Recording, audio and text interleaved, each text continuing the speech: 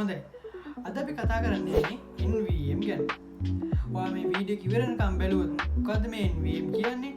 NVM මොනවටද use කරන්නේ? අපේ PC එකට NVM ඉන්ස්ටෝල් කරගන්නේ කොහොමද? ඒ කියන්නේ Windows macOS කිසියම් ભેදයක් නැතුව කොහොමද ඔය PC එක ඉන්ස්ටෝල් කරගන්නේ? කොහොමද ඒක භාවිතා කරන්නේ කියලා හරියටම මුලින් ඉඳන් දැනගන්න පුළුවන්. වීඩියෝ එක ඉවරනකම් බලන්න. ඔයාට NVM ගැන හැමදේම මේ වීඩියෝ එකෙන් දැනගන්න පුළුවන්. අපි යමු වීඩියෝ එකට.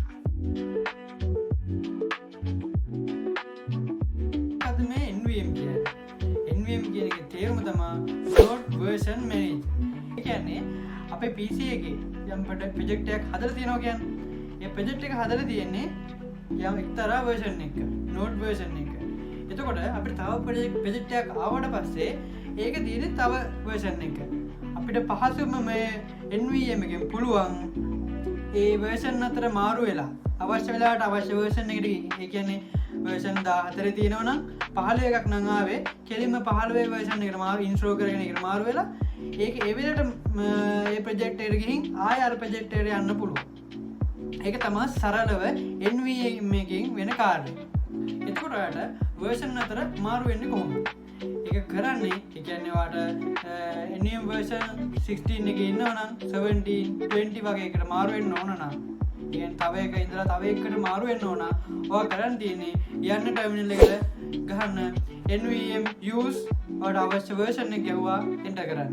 එතකොට ඔයාලට තියෙන version එක ඔයාලට අදාළ අවශ්‍ය version එකට කන්වර්ට් කරගන්න පුළුවන්. PC එකේ තියෙන version එකට අමතරව තව අලුත් version එකක් ගන්න ඕන නම් ඔයාලට කරන් තියෙන්නේ NVM install අදාළ version එක ගැහුවා enter දුන්නා. එහෙම තමයි අලුතින් NVM version එකක් ඔයාගේ PC එකට download කරගන්න.